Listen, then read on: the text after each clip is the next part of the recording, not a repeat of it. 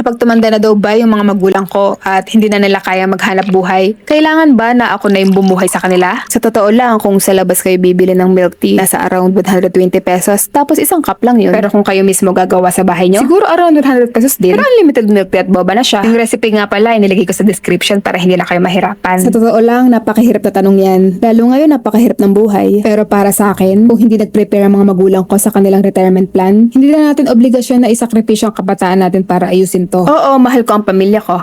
Family is family. A little help like tulungan silang bayaran ng bills, ip-grocery buwan-buwan, at mag-treat sa kamag-anak. Kasi nga, sumasahod na ako. Pero later on, they become dependent on your salary. Then when you try to set boundaries because you want to save for your own future, you end up labeled as greedy, ungrateful, and worse, sasabihan ka pa nilang nagbago ka na kasi nga sumasahod ka na. Well, to give you a context, I'm a 35-year-old and got employed right after my graduation. Then yun, sunod-sunod na yung pag-grind ko. So, right after my graduation, eto ha, nag-resign yung tatay ko sa trabaho at ako daw ang bumuhay sa kanila. Anim kami magkakapatid at ako ang panganay. Kaya ako na din ang sumalo sa responsibilidad sa pag-aaral nila. Kapag naman nandyan yung mga kamag-anak namin, lagi ako hinihiritan ni nanay na maghanda na daw kami. Kasi minsan lang daw sila pumunta. Hindi ko naman masabi na sapat lang yung kinikita ko para sa aming lahat. Kaya ayun, kapag nakikita ko yung mga magulang ko, hindi ko magawang maging masaya. Kasi nga yung bumubungad sa akin yung responsibilidad na ipinasa nila sa akin. Kaya umalis ako sa bahay at namuhay mag-isa. Tama ba na itinigil ko yung suporta ko sa kanila para simulan naman yung sarili kong pangarap? Pero here's the harsh truth eh. If our parents didn't prepare for their retirement plan, it is not our moral obligation to sacrifice our entire youth to fix it. Hindi naman sa madamot ako, pero magkaiba kasi yung pagtulong sa pamilya versus isakripisyo mo yung buong buhay mo until wala nang matira sa'yo. Pero hindi ibig sabihin nito na hindi ko sila mahal. Kailangan lang nilang maisip na malakas pa sila at kaya nilang ipagpatuloy ang buhay. May nabasa nga ako somewhere na pinanghahawakan ko talaga. Sabi doon, mas okay daw na makaramdam tayo ng guilt kaysa makaramdam tayo ng sama ng loob. Dahil ang sama ng loob, kakainin daw tayo niyan.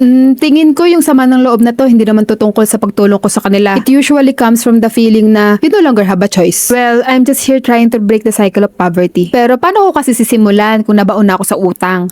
At obligasyon na. For the first place, hindi naman para sa akin. Honestly, hindi ko na rin talaga alam gagawin ko eh. Kasi I can't blame them kung gusto na talaga nila mag-resign. But at the same time, ako naman yung magsasuffer. Kaya minsan napapaisip ako, pwede ba talagang mahalin ang pamilya mo nang hindi sinusuko ang buong buhay mo para sa kanila? Kayo ba? Paano nyo pinaninindigan ang boundaries nyo na hindi nakakaramdam ng guilt? Comment naman kayo. Baka matulungan nyo ako. Kung may kapatid sa pinagdadaanan ko, gusto kong marinig ang kwento nyo. By the way, ito nga pala yung milk tea na ginawa natin. Masarap to kapag mainit ang panahon, lalo na kung gusto mo magtipid katulad ko. Ito nga palang boba na to. Favorito ni Bunso. Miss na miss ko na nga siya eh. Sana maintindihan niya na ginagawa ko to para sa kanila.